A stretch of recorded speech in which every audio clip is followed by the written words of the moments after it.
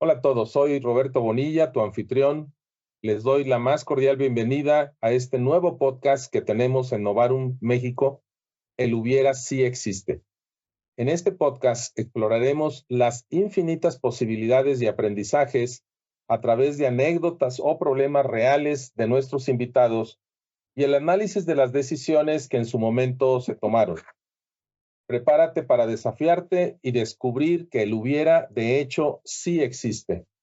El día de hoy tenemos como invitada a la contadora Ana Lourdes Casillas Pelat, con quien hemos tenido relaciones como proveedor, como cliente, como socios en varias startups y además amigos por más de 20 años. Comencemos.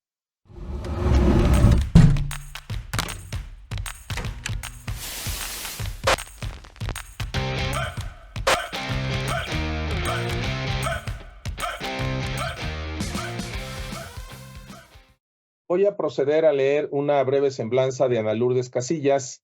Ella es hidrocálida, con 56 años, contador público por la Universidad Autónoma de Aguascalientes, maestría en administración en la UNIVA, fundó Nitidata y 5 años después fundó Nitidata León, que provee soluciones tecnológicas a diversos sectores. Es en esta empresa donde ella es gerente administrativo por 26 años y en 2021, ya más recientemente, logran obtener la representación de un sistema de aprendizaje digital personalizado chileno denominado Pixarrón. Y ahí empieza la gestión comercial de esta interesante plataforma que ya tendremos oportunidad de platicar y de conocerla un poco más. Además, Ana Lourdes es consejera de Canieti 2022-2024 y ha participado en diversos proyectos sociales relacionados con el campo formativo como Gente Nueva, Czestochowa, trabajo en reclusorios, lo cual desarrolla con un compromiso personal siempre en favor de la educación. Y es precisamente sobre el tema de educación que exploraremos cómo podemos aplicar que el hubiera en realidad sí existe. Ana Lourdes, a lo largo de los años, México tiene varios temas pendientes con los mexicanos. Uno de ellos, por supuesto, es el tema educativo. Pero trasladémonos al pasado, que es la idea de explorar el hubiera. Tal vez 10, 15, 20 años. ¿Qué hubiera hecho México para que la realidad educativa fuera diferente? Bueno, buenas tardes a todos. Muchas gracias, Roberto, y encantada de estar aquí en este espacio. Yo creo que en temas de educación hay muchísimas cosas que el hubiera sí existe, ¿no? Una de las cosas principales, hay muchos países que hace 20 años empezaron a trabajar fuertemente con los docentes, ¿no? Entonces, esa es una clave porque el docente es el actor que de alguna manera está frente al grupo y es indispensable que tengan una formación más pedagógica y que puedan involucrar más a todos el alumnado, sea la materia que sea, ¿no? Yo creo que ahí está uno de los grandes retos. Cómo yo como maestro evoco que los alumnos tengan esa curiosidad o esas ganas de aprender, ¿sí? Yo creo que es uno de los puntos fuertes. Interesante, porque normalmente cuando hablamos de educación pensamos en los planes de estudio, pensamos en los libros de texto, en los alumnos, en los padres de familia, y quizás estemos dejando de lado la importancia que tiene el docente, el maestro en el aula, como tú bien dices. Entonces, podríamos pensar que hace 20 años una reforma en el esquema educativo de los maestros ahorita nos estaría permitiendo cosechar resultados diferentes. Sin Sí, embargo, inevitablemente, Ana Lourdes, perdón que te interrumpa, pienso en los maestros de esos maestros, porque en las escuelas normales, pues también hay docentes. ¿Qué tan actualizados están? ¿Qué tan familiarizados están con nuevas tecnologías que pueden hacer una revolución educativa en cualquier país? No sé si has pensado en esa parte de aplicar el hubiera hace 20 años, ¿qué tendríamos que hacer con los formadores de los maestros que hoy tenemos, verdad? Con 20 años de experiencia. Sí, fíjate que hay aquí varios puntos y varias aristas. Voy a tocar primero por qué digo que es súper importante el docente y que sí tiene que ver mucho cómo los formas con muchas otras cosas, pero si el docente evoca la curiosidad y el amor por el estudio, todo cambia. Por ejemplo, está Euforcina Cruz, no sé si la ubicas.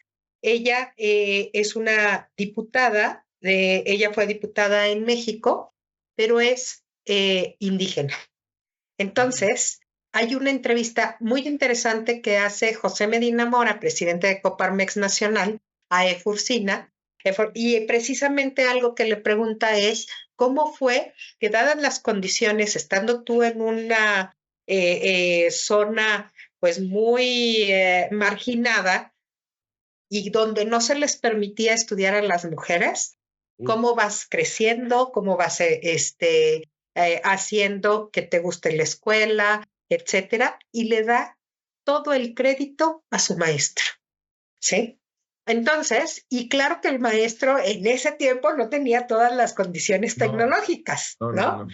Pero logró evocar ese entusiasmo de ella de decir, sí puedo con lo que tengo, no, o sea, lo que tengo me es suficiente, yo voy a ir buscando las diferentes formas de irme apropiando, ¿no? Y claro, hay otra cosa, hay un biólogo que es que investiga sobre el funcionamiento del cerebro, pero lo más importante se llama David Bueno. Él es español. Lo más interesante es que él estudia cómo aprende el cerebro. Y uno de los temas que resalta mucho es que nosotros queremos enseñar cómo aprendimos. ¿Por qué? Porque el cerebro lo primero que busca son los primeros recuerdos que tenemos. Claro, los referentes. Hace uso de lo que tenemos hacia atrás. Entonces, ahí es un reto súper importante para los maestros. ¿Por qué? Porque los maestros, por naturaleza, van a querer enseñar como a ellos les enseñaron. Y entonces entra este juego o esta discusión, reto personal de cómo te enseño de una forma diferente a la que yo aprendí y cómo utilizo estas otras tecnologías para poderlos llevar hacia un mejor desempeño. Sí, déjame te comparto algo. Esto del hubiera sí existe, se lo aprendí a uno de mis mentores, el doctor Don Beck, que desafortunadamente pues pasó a mejor vida en mayo del 2022. Una gran persona. De hecho, él hizo su tesis doctoral sobre el tema del hubiera, ¿sí? No, obviamente la tesis no se llama así, sino que es una conclusión a la que yo llego años después de estar reflexionando sobre este concepto, porque su tesis doctoral es ¿qué pudo haber evitado la guerra civil en Estados Unidos? O sea, imagínate estudiar un evento del pasado en donde hubo una cantidad de muertes impresionantes, ¿verdad? Y tú dices, bueno, vamos a analizar el proceso histórico que llevó a que ocurriera ese conflicto. Y de manera muy interesante, años después, él es uno de los arquitectos para la transformación pacífica de Sudáfrica. O sea, que la eliminación del apartheid no fuera a través de una guerra civil, ¿sí? Pero el doctor Beck me enseñó otra cosa que está relacionado con lo que mencionas. Me decía, Roberto, si lo que planeas hacer para mejorar una determinada situación te hace sentido, no lo hagas. O sea, si te hace sentido, no lo hagas. No lo hagas, porque nos estamos proyectando, ¿sí? O sea, como a mí me gustaba que mi maestro me enseñara de esta forma, como yo aprendí, es más, la forma en que yo aprendí los productos notables en secundaria fue de una manera muy divertida, ¿sí? El maestro nos formaba, era una persona que yo sabía que había ganado el premio de los 64,000 que había en la televisión, y un amigo contemporáneo me dice, no, lo ganó 2 veces, ¿sí? El maestro Báez Lozano. Nos ponía de pie pegados en una pared a los niños y en otra pared a las niñas. El salón estaba bastante equilibrado, ¿sí? Y con una pelota aventábamos la pelota para decir el producto notable que seguía, ¿sí? O sea, se me quedó muy grabado. Se me quedó muy grabado, pero probablemente no es la mejor forma para enseñarlo ahora, ¿sí? Y la razón por la que me decía, si te hace sentido no lo hagas, es porque no has hecho una indagación de en dónde están las inquietudes, las motivaciones, como tú dices, las curiosidades de esos educandos, de los niños, ¿sí? ¿Qué es lo que les llama la atención ahora de manera natural? Y no traer del pasado metodologías que probablemente ya no hacen sentido, ¿sí? Esa parte es muy interesante. Ahora, lo que tú mencionabas de que los maestros lleguen a utilizar nuevas tecnologías, pues también es un reto, ¿sí? Porque de entrada, pues las tienen que conocer, estar familiarizados. Yo creo que todos hemos visto adultos que tenemos miedo, ¿verdad? Cuando empezamos a usar una computadora de descomponerla, ¿no? Y cuando nosotros estamos animando a otro adulto a hacer eso, ¿verdad? Una vez que ya la manejamos nosotros, le decimos, tú no te apures, no le va a pasar nada, ¿sí? Oye, pero si aprieto algo equivocado, no va a pasar nada, ¿sí? Pues estigmatizamos, ¿no? O sea, exactamente. Yo recuerdo mi mamá ya en una edad avanzada, yo creo que, no sé, casi cerca de los 70 años, empezó a estudiar computación, ¿sí? Y entonces mi mamá estaba, pero sí, de lo más angustiada, porque no sabía cómo iba a arreglar las cosas. Y llega uno de los nietos y le dice, ay, nana, no te apures. Y se la resetea.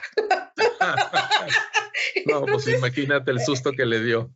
Pero sí. Imagínate, o sea, fíjate o sea, como un niño chiquitito no le tiene miedo a equivocarse. Aquí está, ahí va, ¿no? ¿Y por qué hago énfasis en este punto? El trabajar con los niños en la primera infancia es muy importante. En la primera infancia nos estamos refiriendo de 1 a 3 años. En México, actualmente, solo el 7% de los niños tiene algún tipo de educación formal en el sentido en el que los niños en esta época, lo más importante para ellos es la propiocepción, el poder aprender, tocar, meterse las cosas a la boca, olerla, o sea, todo lo que tenga que ver de la interacción de su propio cuerpo con todo su entorno y cómo él siente y cómo son sus emociones y cómo las trabaja, ¿sí? Entonces, realmente es algo que ha estado muy descuidado. Si ahorita tenemos el 7%, ¿qué te gusta que hayamos tenido hace 20 años? ¿no? Entonces, y ahorita ya hay más investigación está ya muy relacionado que quien tuvo como enseñanza o aprendizaje en los primeros 3 años de vida, tienen muchísimo mayor probabilidad de completar una carrera. ¿Sí? Así de importante. Entonces, es tan importante que actualmente en los diferentes mesas de trabajo, de educación, todos están reconociendo ya la importancia de incluir la primera infancia como básica obligatoria, porque no está como obligatoria. Oye, Ana Lourdes, pero ahorita, según yo entiendo, ni siquiera se satisface la demanda de nivel preescolar. No, sin embargo, hay 0 presupuesto para la primera infancia. Ah, claro. Entonces, precisamente varias de las demandas o de las denuncias que se están pidiendo ahorita es, oye, hay que considerar formar en esta parte por la relación tan directa que hay entre esta formación y lo subsecuente, ¿no? Hasta poder llegar a a completar una carrera. Oye, pero fíjate, vamos a regresarnos. En el hubiera, no existe, que es la gran creencia que existe en nuestro país, en México, probablemente en otros países también, incluso cuando lo mencionamos en una sobremesa o en una plática de amigos en confianza, nos dicen, no, el hubiera no existe, y además hacen ahí unas expresiones un poquito feas, ¿no? Para la persona que lo usó. Y ciertamente, o sea, no existe en el sentido de que no podemos regresar el tiempo, no podemos volver a meter a esos maestros que hoy están en el aula, a su aula de cuando se estaban formando como normalistas. Pero el tema del hubiera sí existe, es qué podemos hacer hoy derivado de ese aprendizaje para cambiar el futuro, ¿sí? Ujú. Y sí, me impactó lo que me dijiste de los maestros, pero ahora estoy más preocupado porque los maestros que, vamos a pensar, están entrando ahora en agosto a su primer año de formación como maestros, ¿qué maestros los van a recibir? ¿Sí? ¿Qué maestros? ¿Con qué paradigmas? ¿Con qué modelos educativos? ¿Con qué hojas amarillas a lo mejor con el paso del tiempo seguir dictando los mismos apuntes, ¿no? ¿Qué se te ocurre que deberíamos de hacer hoy para transformar el futuro, el presente y el futuro? ¿Quiénes educarían a esos maestros? O sea, ¿o quiénes reeducarían que pudieran vivir un proceso de desaprendizaje y aprendizaje de nuevas metodologías, nuevos conceptos, para que cuando ellos vayan al aula con sus alumnos que entran ahora en agosto, pues tengan una experiencia completamente diferente? Sí, fíjate que aquí hay algo interesante. Por ejemplo, en China, primero capacitaron a todos los maestros y obviamente tuvo que haber una preparación para quienes iban a capacitar a todos los maestros, ¿no?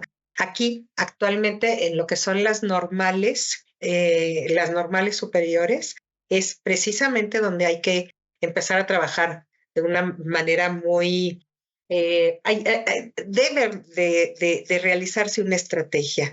¿Por qué? Porque ahorita tenemos ya muchísima información y la comunicación a la mano es muy importante. Es decir, ahorita podemos integrar ya conocimientos de neurociencias, cómo funciona el cerebro, cómo actúa. Ya sabemos cómo aprende el cerebro. Claro. Entonces, por ejemplo, también está un maestro Fernández, también es español, que él dice, fíjate qué interesante, le queremos enseñar a los niños desde la mente del que enseña y no de la mente del que aprende. Entonces Claro. yo creo que ese sería un cambio muy interesante, ¿no? Por ejemplo, hay una metodología que desarrolló Rudolf Steiner, no sé si lo has escuchado. Sí, sí, cómo no. Ok, entonces, por ejemplo, ellos trabajan en el tema de la educación con ellos va por septenios, ¿no? Okay. Entonces, pues muchos dicen, ¿cómo de que los primeros 7 años y todos juntos tiene una formación aparte mucho más humana que solamente vayas con los de tus 7 años, a que vayas tú como el de 7 y estás interactuando con el de 2. Y Okay, entonces pero hay una espérame. formación. Sí, espérame tantito. Eso de los 7 años son niños entre 0 y 7 años están en una sola aula.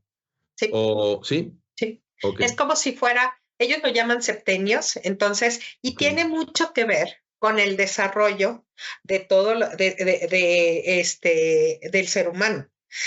De 1 a 7 años es una etapa crucial. De 7 a 14 empieza como la preadolescencia. De 14 a 20, entonces está marcado pues por los ritmos biológicos de los niños, ¿no? Del ser humano como tal. Y entonces aquí algo muy interesante, los maestros, haciendo alusión a esta parte que comentas de los maestros nunca les van a decir cómo hacer las cosas.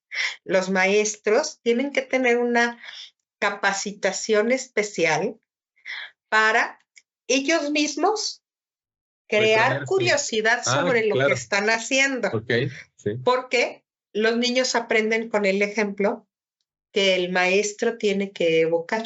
Entonces el maestro no pone la solución. El maestro pone las preguntas y preguntas y preguntas y preguntas, pero el maestro no da las soluciones. Entre todos tienen que buscar las preguntas. Entonces ese es un cambio que obviamente a lo mejor no vamos a poder cambiar ahorita todos los maestros, pero si empezamos a hacer lo que yo llamo como son cambios de bajo costo, no te cuesta nada tener este tipo de actitudes, pero que pueden tener un alto impacto en temas de educación. Oye, ¿No? Ana Lourdes, estoy sumamente optimista de que este podcast lo vean, lo escuchen muchísimos maestros en México y fuera de México. Para ir cerrando el tema, porque yo sé que es infinito, o sea, nos podríamos pasar horas aquí.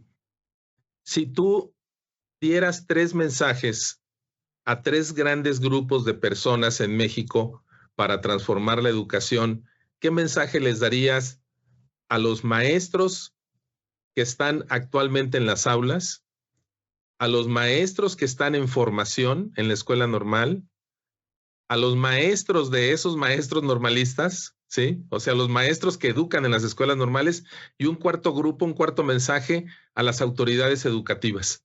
¿Qué mensaje les darías en un descuido y los motivamos a que empiecen a actuar desde hoy en lo que el hubiera no hicimos hace 20 años, ¿sí? Claro que sí. Mira, por ejemplo, para los maestros que actualmente están ya en la docencia, yo les diría, de lo que enseñas, cómo lo enseñan en otros países, ¿no? Y Claro. entonces, por ahí me llamó mucho la atención que empecé a buscar cómo multiplican en Japón, cómo multiplican en la India, cómo multiplicamos nosotros y cómo una misma actividad la realizamos de diferentes formas, ¿no? Ok. Cuando yo me enseñé a multiplicarme, pues es la tradicional que nosotros conocemos aquí, ¿no? Sí. Pero cuando veo que lo hacen, por ejemplo, con rayas, con puntos y con todo lo demás, digo, si está rete fácil, ponme la multiplicación que quieras con la cantidad de números que quieras, ¿no? Entonces, hay muchas cosas, todos los medios de comunicación, ¿cómo usamos la tecnología a nuestro favor? Claro. Oye, ahorita ya podemos buscar en todos lados. Eso es algo muy accesible, ¿no? Sí. Eso es por una parte. Por otro lado, ¿qué cosas puedo simplificarme con lo que tiene que ver con tecnologías novedosas, ¿no? Actualmente, digo, nosotros trabajamos una plataforma que te hace un diagnóstico y te dice qué le falta estudiar al joven. O sea, Ok. ahí estás canalizando, estás haciendo algo muy personal para las necesidades de cada uno de los alumnos, ¿no?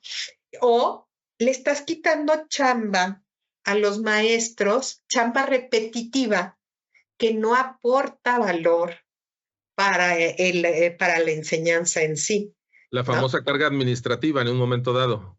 Los Es mata. pesadísima, los mata.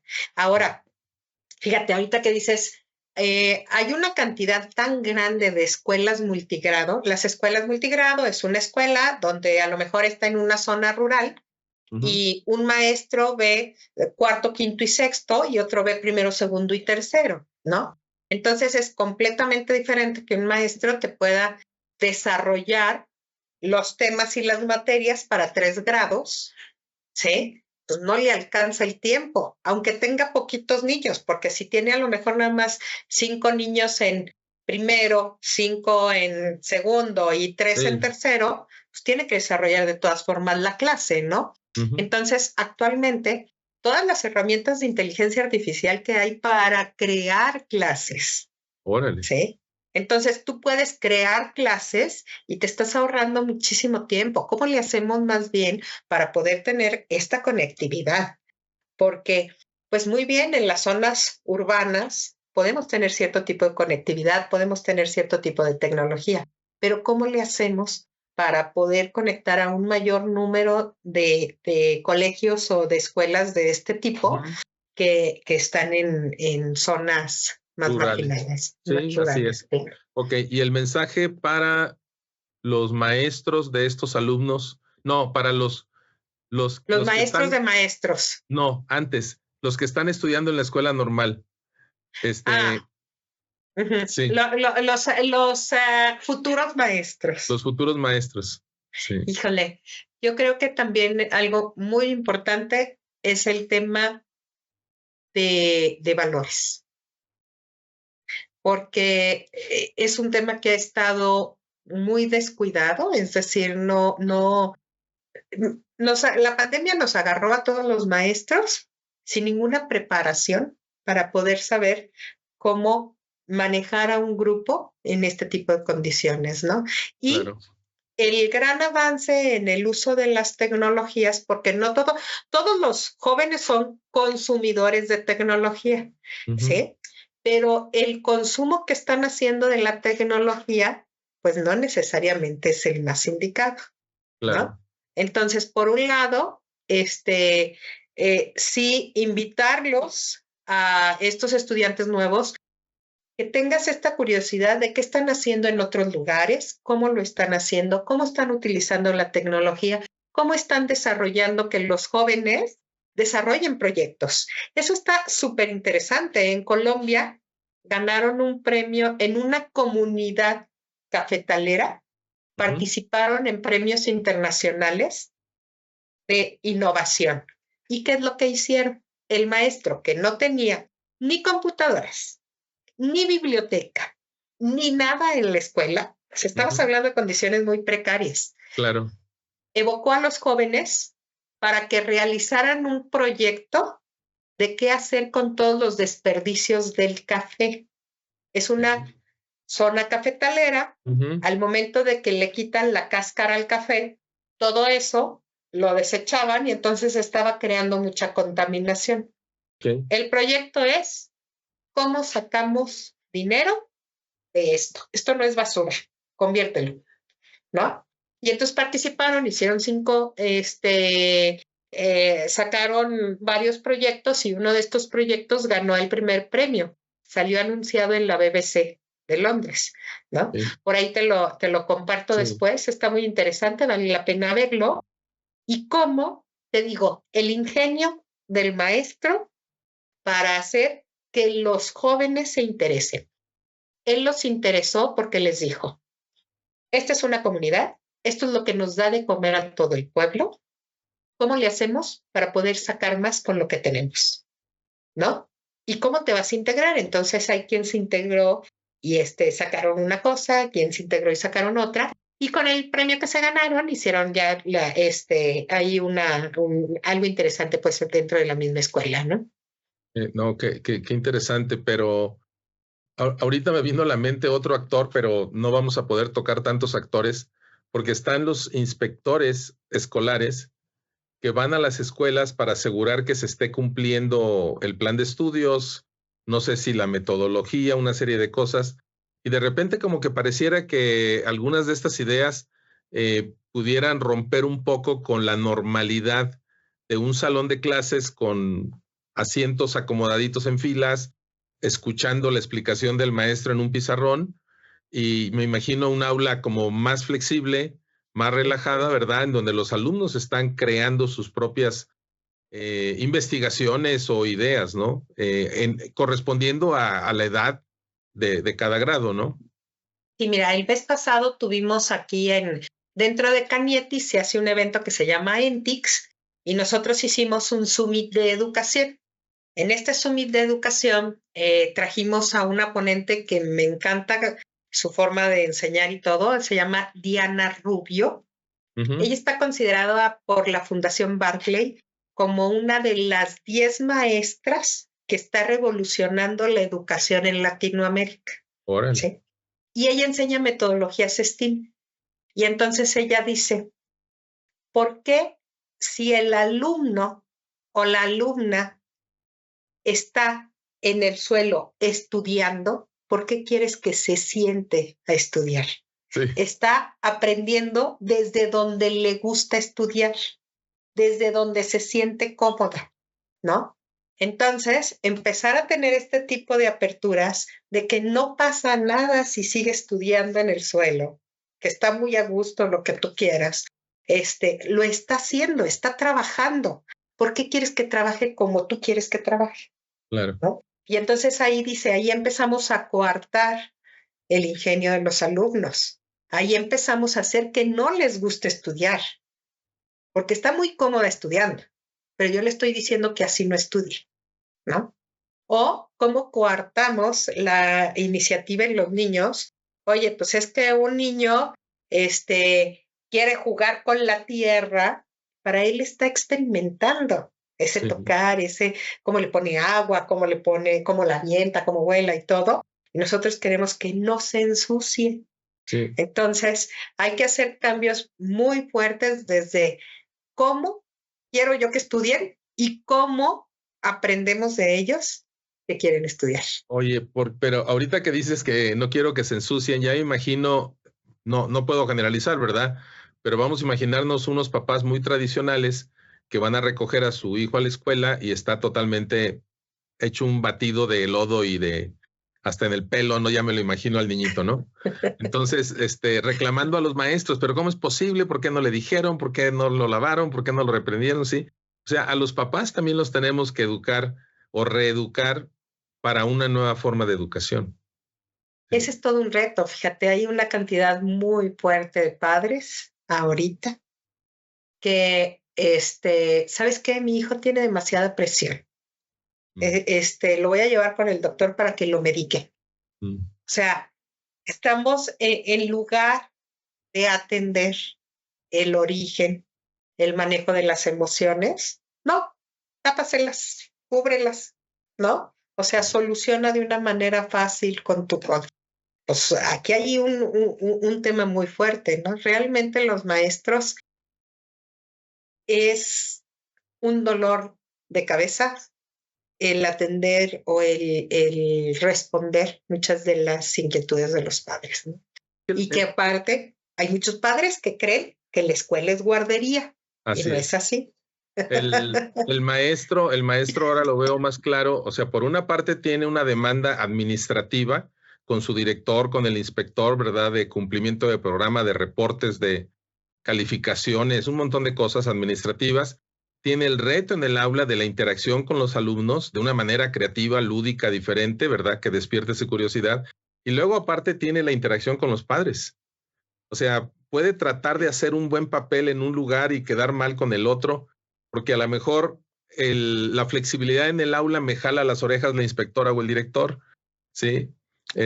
O la rigidez en el aula, los padres de familia me dicen que por qué le dejo tanto tarea o por qué no le dejo tarea o cosas de ese tipo, ¿no? Porque hay de todo, ¿no? O sea, modelos educativos en donde prácticamente ya no dejan tarea y ahora los padres queremos que les dejen tarea, ¿sí? Porque así nos educaron a nosotros, ¿sí? Sí, así nos educamos, y fíjate cómo es diferente una tarea a un reto. Claro. Si tú les pones retos, la pura palabra. Es otra cosa. Sí. Si tú les pones retos, entre ellos mismos empiezan a hacerlo. Si tú les pones retos por equipos, empiezas a desarrollar un trabajo en equipo, que eso es algo muy interesante. Hay una pedagoga que se llama Patricia Ganem, muy buena, ¿sí?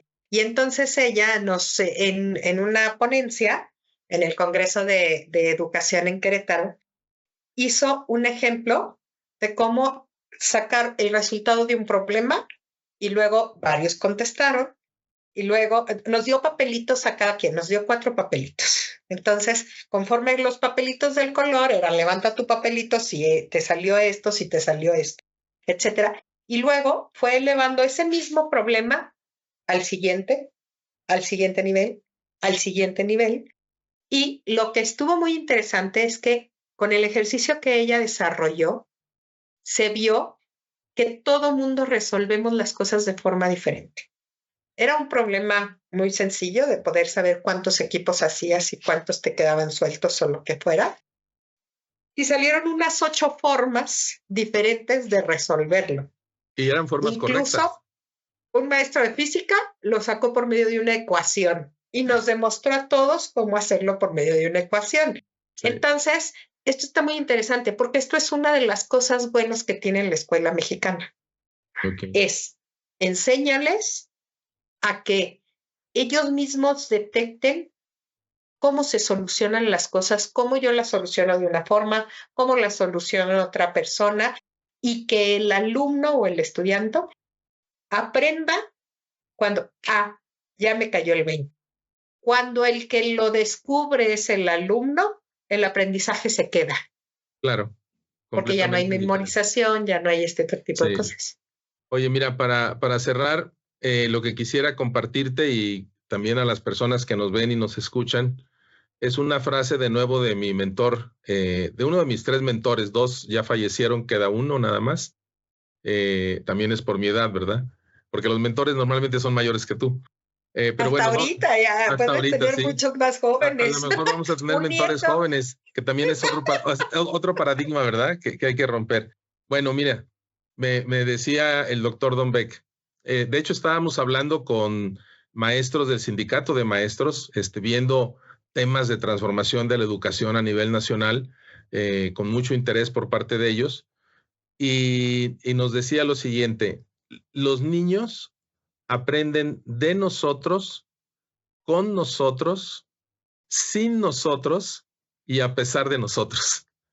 O sea, aprenden literal 24/7. Bueno, a lo mejor no 24/7 porque están dormidos, ¿no? Pero son unas impresionantes esponjitas que muchas veces el espacio de la escuela pública, que son de 3 a 4 horas, pues es muy limitado para competir con el resto de estímulos que tiene el niño el resto del día, ¿no? En su casa, en la calle, en el trayecto a su escuela, ¿verdad? Que también a veces son trayectos larguísimos.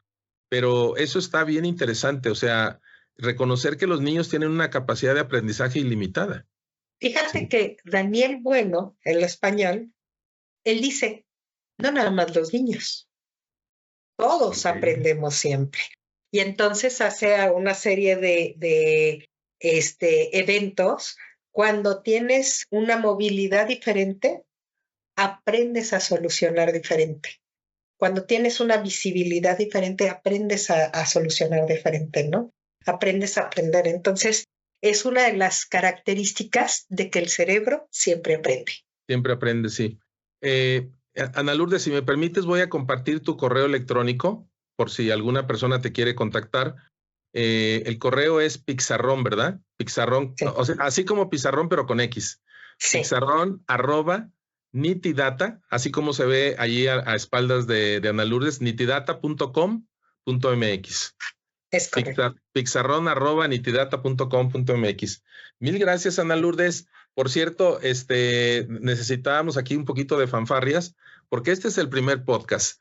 Entonces, tú eres nuestra madrina y espero que tengamos muy buena fortuna en la difusión de este tipo de mensajes para que todos aprendamos que el hubiera sí existe. Muchísimas gracias, Ana Lourdes. Claro que sí. Muchas gracias y enhorabuena. Enhorabuena. Continuamos, seguimos en contacto. Hasta luego. Gracias. Bye. Bye.